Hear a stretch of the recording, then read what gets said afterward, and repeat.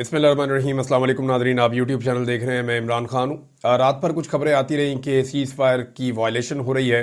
America ने जो पाकिस्तान और भारत के बीच में जंगबंदी करवाई है और उसकी खिलाफ वर्जी हो रही है। इसके ऊपर भारत ने जो है वो एतराज़ भी किया, पाकिस्तान की जानिब से भी एतराज़ किया गया कि भारत कर रहा है, भारत की जानिब से किया गया कि पाकिस्तान कर रहा है। इसकी हकीकत क्या है ये भी मैं आपको बता देता हूँ। लेकिन जो सबसे बड़ी खबर है, जो मैंने आपसे पहले भी अर्ज़ किया था कि जब भी पाकिस्तान इस जंग को भारत की सरजमीन पे शिफ्ट करेगा या जैसे ही भारत के ऊपर अटैक करेगा तो भारत को इस बात का एहसास होगा कि जंग की कीमत क्या है, और फिर उसके बाद भारत उस बात पे आ जाएगा कि अब जंग बंद की जाए। पहले पाकिस्तान 3-4 दिन कोशिश करता रहा। पाकिस्तान ने बहुत सारे ममालिक से रब्ता किया, भारत के हमला करने के बाद भी, भारत के हमला करने से पहले भी। पाकिस्तान ने सबको बार बार बताया कि भारत जारहियत कर रहा है और भारत झूठे इल्ज़ामात लगा रहा है, ये फॉल्स फ्लैग ऑपरेशन है या इसके अंदर हमारा कोई किरदार नहीं है, अगर कुछ है तो भारत हमारे सामने लेकर आए। लेकिन भारत की हठधर्मी थी, वो जंग करने के ऊपर तुला हुआ था और उन्होंने फिर अटैक किया। पाकिस्तान कोशिश करता रहा कि दुनिया भारत को मना करे, लेकिन दुनिया ने भारत को मना नहीं किया।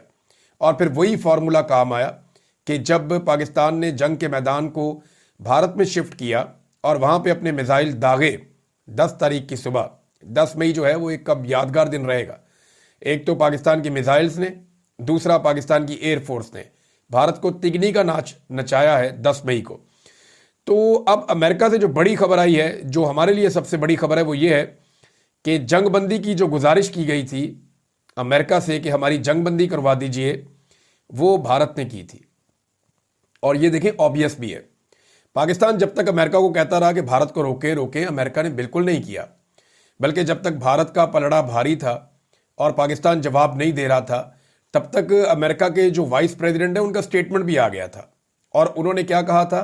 उन्होंने साफ कहा था कि हमारा पाकिस्तान और भारत की जंग से कोई लेना देना नहीं है और हम इसके अंदर नहीं पड़ना चाहते।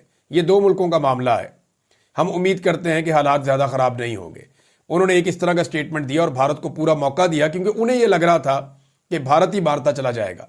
लेकिन जैसे ही पाकिस्तान ने अटैक किया और पाकिस्तान ने भरपूर जवाबी हमला किया भारत पे, पाकिस्तान की एयरफोर्स ने और पाकिस्तान के मिसाइल्स जब ये भारत की सरजमीन की जानिब गए तो सिचुएशन बदली। अमेरिका फौरी तौर पे एक्टिवेट हुआ, अमेरिका बीच में पड़ा और फिर अमेरिका ने जंगबंदी करवाई। तो ये जो गुजारिश है, ये कॉमन सेंस भी यही कहती है कि ये भारत की जानिब से हुई होगी, क्योंकि पाकिस्तान ने तो पहले कोशिश करके देख ली थी। लेकिन जब पाकिस्तान ने मारा तो फिर भारत की जानिब से सीज फायर के लिए एक दरखास्त आई, जिस पर अमेरिका ने फिर सीज फायर करवाया।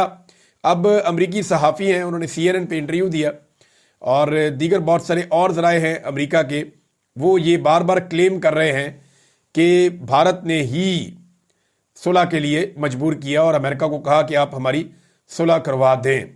ये रॉबर्टसन है अमरीकी सहाफ़ी, और इन्होंने ये स्टेटमेंट दिया है और गैर मुल्की मीडिया को बात करते हुए उन्होंने ये बताया।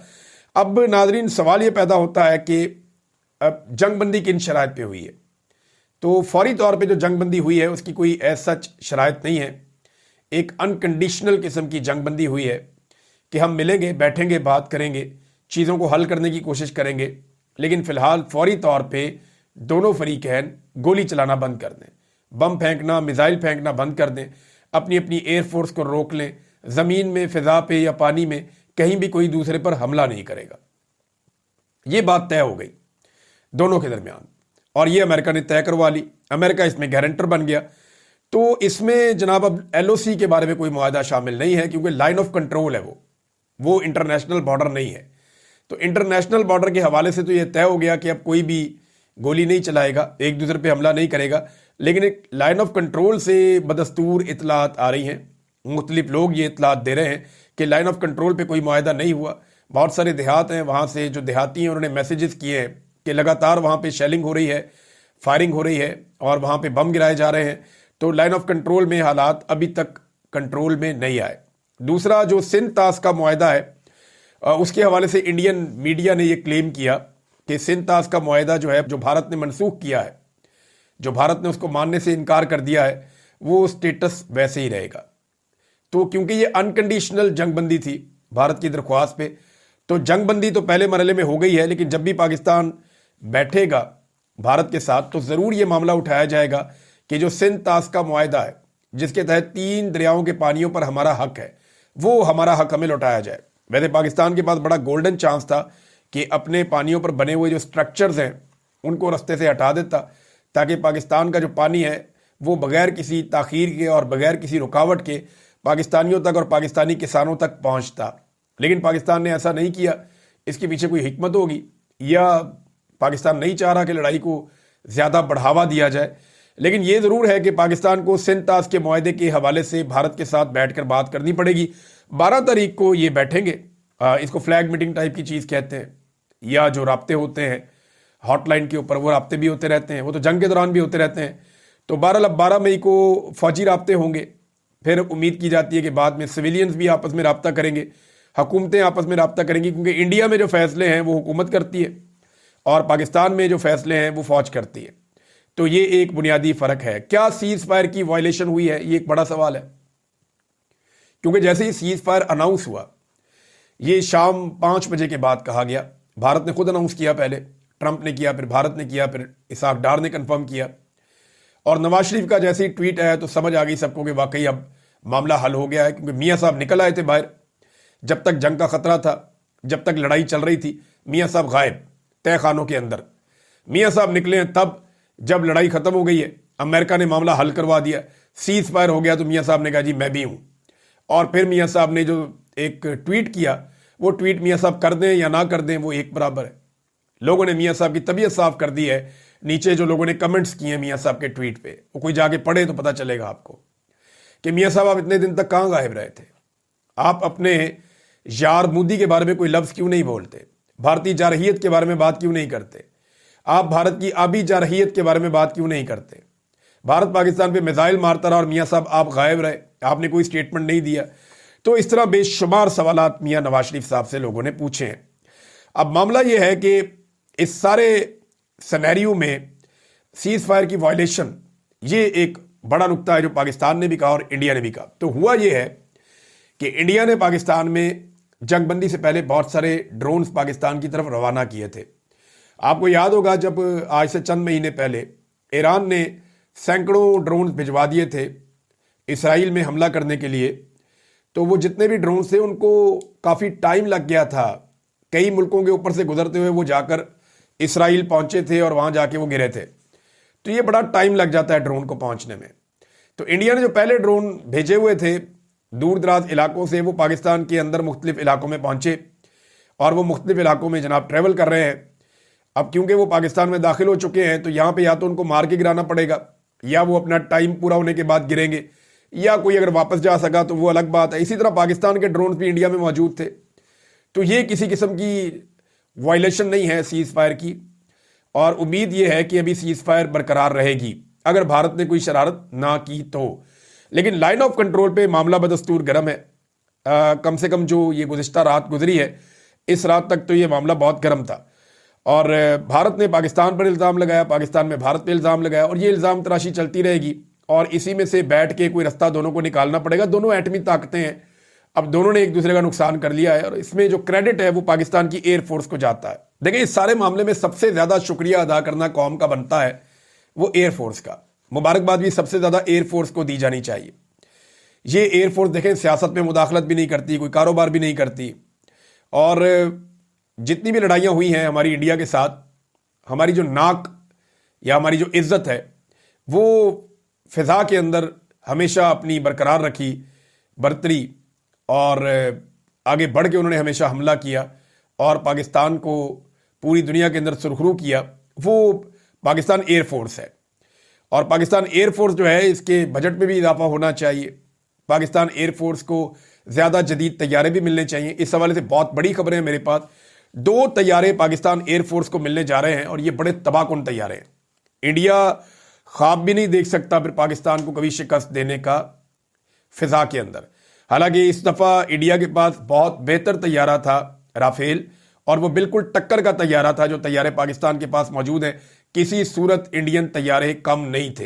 राफेल बड़े शानदार तैयारे थे, लेकिन इंडिया ने नाक कटवा दी फ्रांस की, उनकी पूरी मार्केट तबाह कर दी, और आज राफेल तैयारों की जगह दुनिया चाइना के तैयारों की तरफ देख रही है कि जनाब इनसे बेहतर तो JF-17 थंडर था, या इससे बेहतर तो चाइना का J-10 था, हमें वो तैयारे ले लेने चाहिए थे, या अमेरिकन F-35 ले लेने चाहिए थे, हमें ये जो राफेल तैयारे हैं इनके ऊपर अब भरोसा नहीं करना चाहिए। दुनिया का दिल उठ गया है। हालांकि वो बड़ा शानदार तैयारा है, पहली मरतबा वो तबाह हुआ और गालिबन 2 तैयारे भारत के तबाह हुए हैं। अगर ये दोबारा एक और तबाह हुआ तो ये 2 हो जाएंगे, वरना एक तैयारा तो डेफिनेटली भारत का राफेल तबाह हुआ, जिसका भारत को बहुत सदमा भी है। और इसका सदमा जो है वो फ्रांस को भी है, और इसका सदमा जो है वो अमेरिका को भी है। उसकी भी एक वजह है, वो मैं आपको बताऊंगा। तो 2 मजीद तैयारे पाकिस्तान लेने जा रहा है। ये बहुत जदीद तैयारे हैं, J-20 और कान फाइटर। ये क्या है मैं आपको आगे चल के बताता हूं, लेकिन एक खबर ये आई थी कि कोई भारतीय पायलट पाकिस्तान में गिरफ्तार हुई हैं। अल जजीरा ने जब ये खबर दी थी तो ये गैर मुसद्दका खबर है मेरी इत्तला के मुताबिक, लेकिन कुछ लोग ये दावा कर रहे हैं, कुछ ज़राए ने यह दावा किया है कि ये अमेरिका की खसूसी दरख्वास्त के ऊपर पाकिस्तान ने गालिबन इस मामले को दबा लिया है, अगर कोई पायलट पकड़ी गई है तब भी। लेकिन ये कोई भी जो है वो ऐसे ज़राए नहीं हैं जो तस्दीक इसकी करें। अभी तक मैंने कई लोगों से इसके बारे में पूछा, लेकिन किसी ने ऑफिशियली इसकी तस्दीक नहीं की कि कोई खातून पायलट इंडिया की पाकिस्तान के पास थी। लेकिन अल जजीरा ने यह खबर दी है, मे भी किसी हिकमत अमली के तहत हो, लेकिन ये खबर इसकी तस्दीक मैं नहीं कर सकता और इसकी तरदीद भी नहीं कर सकता, क्योंकि मैंने जिन लोगों से रब्ता किया उन्होंने इसकी तरदीद नहीं की लेकिन तस्दीक भी नहीं की।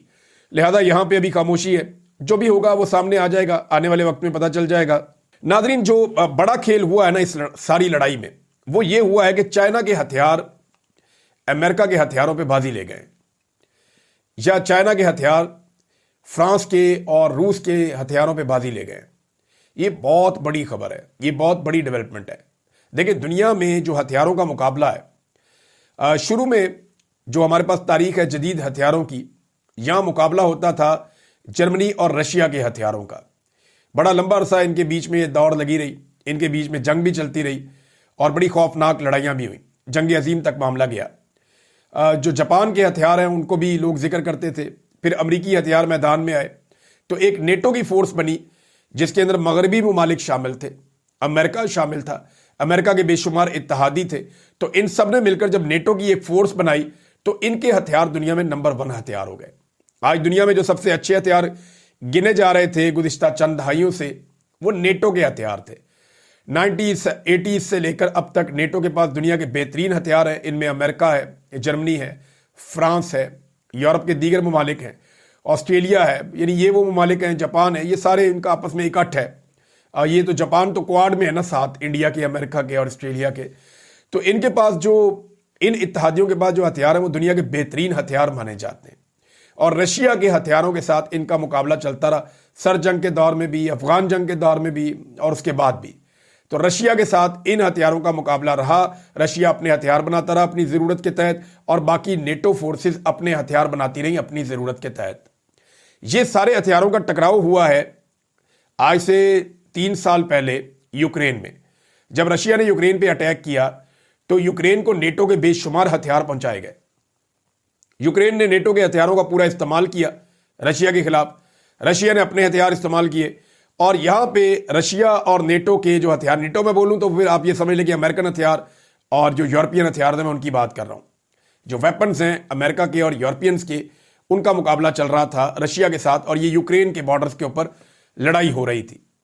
लेकिन अब बीच में आ गए हैं अचानक से हथियार चाइना के।